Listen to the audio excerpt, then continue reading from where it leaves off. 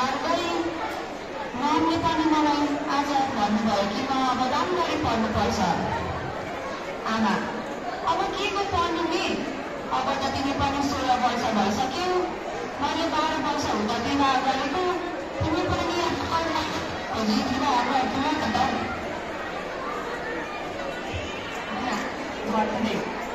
त्यस्तो कुरा नगर्नु है आमा। दाजुलाई भन्नुहुन्छ नि अहिले। आमा, तेरो दाजुले के नै गर्छ र? यत्रो काठमाडौँ पढाइ त्यसलाई पढ्नुमा त्यहाँ फेरि गाउँमा आएर काम गर्न थाल्यो। शकुन्तला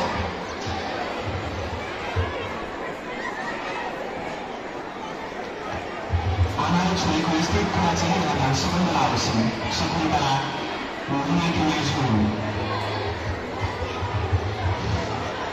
शकुन्तला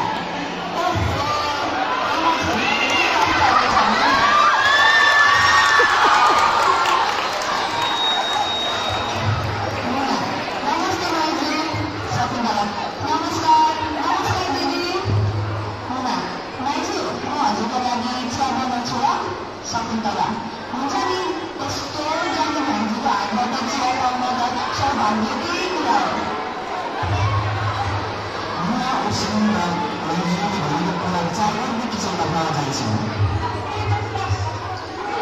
आमा, अनि कति दिनपछि आयो त शकुन्तला? दिदी त्यस्तै काम गर्यो। आमा, अनि तिमी कस्तो छौ? भाइ कस्तो छ? शकुन्तला सबैजना राम्रै छन्। शकुन्तला एकछिन रोकिन्छन्। दिदीले एउटा खबर सुनाउन आएको नि। आमा, खबर? के खबर बुहारी? शकुन्तला होइन, हजुरको भाइ र भान्जीको लागि एउटा राम्रो केटा भेट्नु भएको छ। आमा, कहाँ? को? किन? शकुन्तला परिवार चाहिँ सदरमुख आउनुभयो, तर फुलभौली खेलको गाउँ चाहिँ भोजपुर हो। आमा, अनि केटा चाहिँ के गर्छ नि? शकुन्तला केटाले चाहिँ म्याट्रिक पास गरेको। काम अरूले केही पनि गर्दैन छैन, तर चाहिँ भारतको रिटायर्ड लाउरे हो। अनि त्यही गर्दा मजाले परिवार चल्छ। शकुन्तलाले बढाइ चढाइ गरेर भन्छन्। केटोले बम्बई जान लागेको नि त्यही गएर काम गर्छ।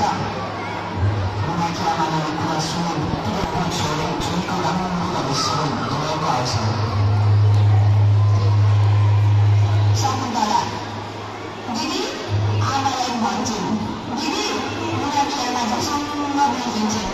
आमा, ओहो शकुन्तला कहाँ हराउनु भयो नि?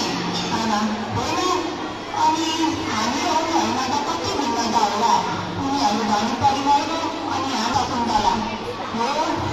त्यस्तो कुरा नगर्नुहोस् न। केटा र बाबा चिया पिउँदै उनीहरू गाउँ गर्छन्। शकुन्तला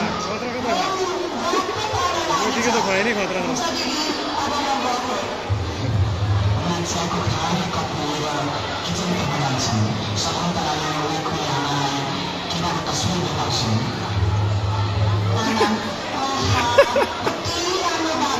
शकुन्तला साँच्चै हाम्रो भान्जाको लागि यो परिवार कति राम्रो छ। म गएँ है दिदी। सुन्नुहोस् सबैजना, आज एउटा खुसीको खबर आएको छ। मुना, के हो आमा? बा सुन्नुहोस् न, मुना कता हिँड्दै? आमा, आज शकुन्तला आएकी थिइन्। हामी प्यारी छोरी मुनाको लागि पर्सि एउटा केटाको हात माग्न आउन लागेको रे। हजुर, जतिले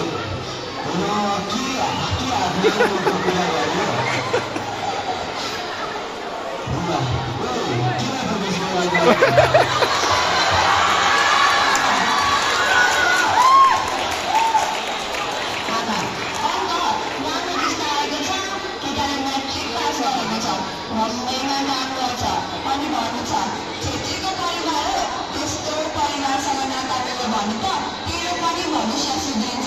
बहिनीको धन के होला?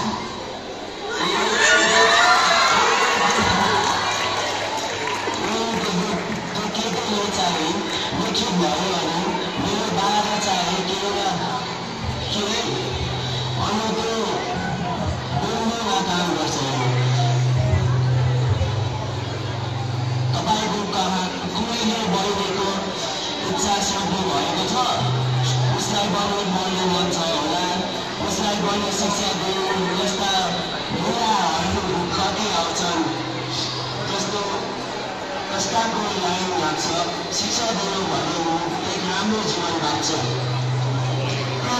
तेरो बहिनी मात्र हो मैले त झन् 12 वर्षको उमेरमा घर छोडेर आएको मेरो लागि त त्यसपछि बाँकी संसार भए खै मैले त राम्रो जीवन पाएँ यसरी राम्रो जीवन पाउँछु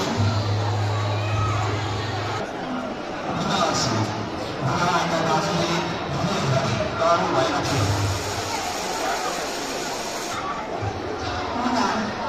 नानीको पीडा कसले बुझ्ने गएको झन्ने गति मेरो भविष्य हातमा म भए गर्ने समाजको स्वार्थ गर्ने अरूको दुःख हेरी दाजु मसँग जोड्नु फरक फर्किएर दाजु मलाई यो विवाह गर्न मन छैन मलाई तपाईँ जस्तै गर्न मन छ दाजु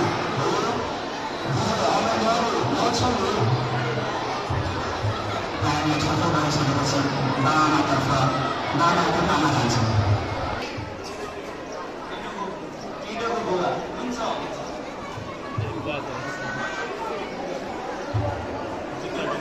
नमस्कार नमस्कार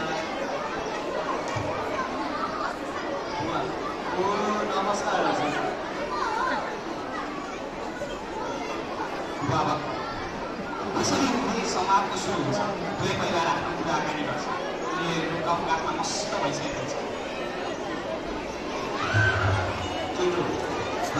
केटीलाई बोलाउनु भन्नुहोस् न बुवा ल त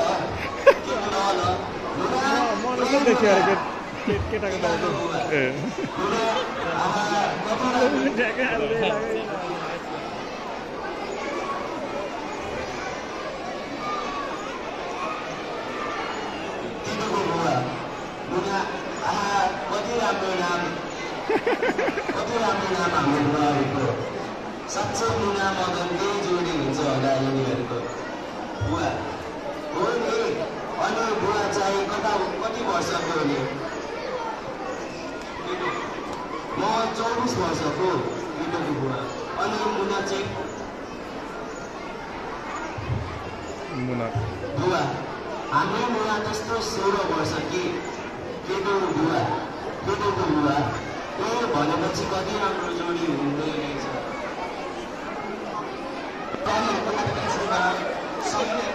सक भयो घर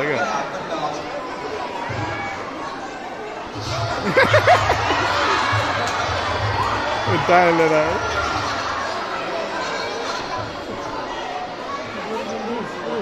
खबर हुँदो रहेछ क्या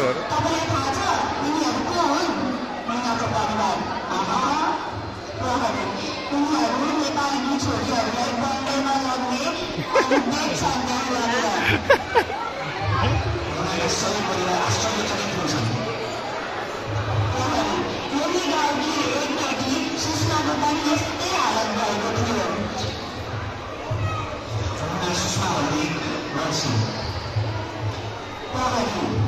अनि यी डाकुहरू त एक प्रकार अनि हजुरहरू पनि आफ्नो छोरालाई यति सानै उमेरमा विवाह गरिदिनुहुन्छ यसरी बाल विवाह गर्न प्रोत्साहन गरेकोमा हजुरहरूलाई पनि म गिरफ्तार गर्छु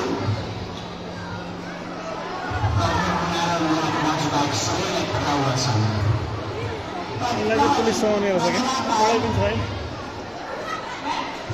दाजु हुन्छ सर दाजु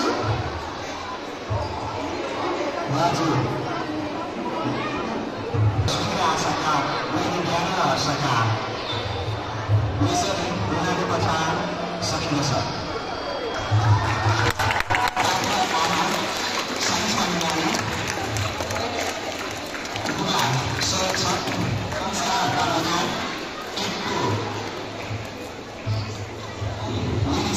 Taman